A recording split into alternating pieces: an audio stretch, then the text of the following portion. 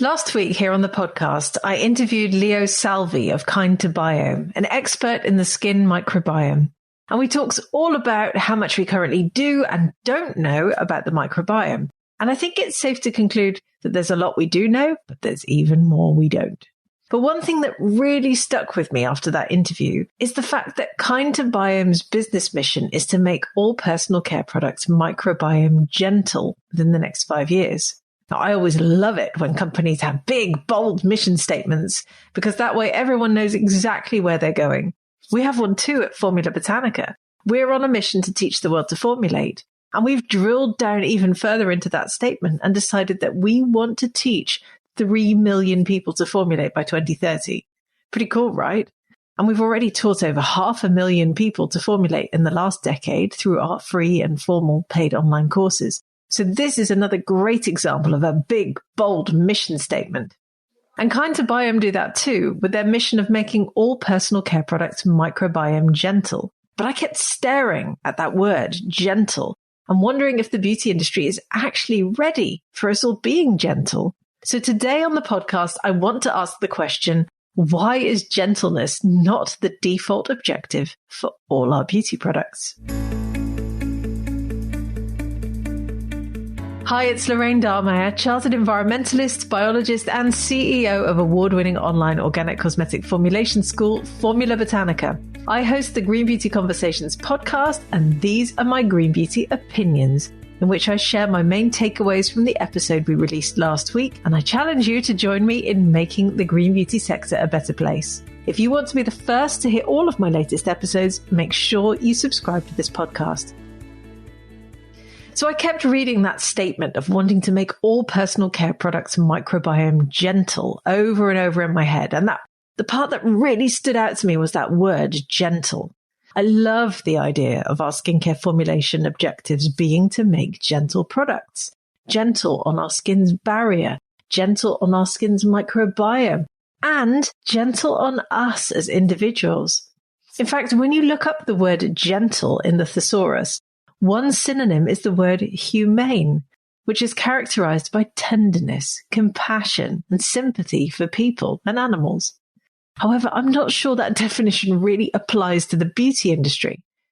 Imagine gentleness extending beyond our formulations to incorporate the way we talk about beauty. Imagine being gentle on how we approach the privilege of having aging skin and hair. And it is a privilege because many people never even get to experience aging. Imagine being gentle in how we talk about ourselves in relation to our appearance. Doesn't that sound exactly like the sort of formulations we all want to make and use? In our community, I would say yes, definitely. I think most Formula Botanica students would be very much on board with the idea of formulating gentle skincare that's gentle on the body, but let's face it, also gentle on the mind.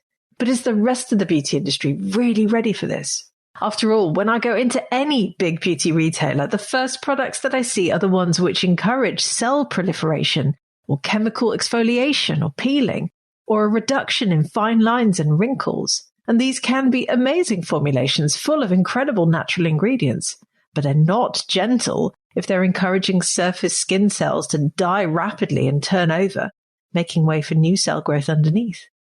That approach certainly won't be gentle on the microbiome, and arguably it's not gentle on your mental health either, when the beauty industry loves nothing more than telling you that you need to strip away the outer layer of your skin to look younger while making you feel inadequate in the process.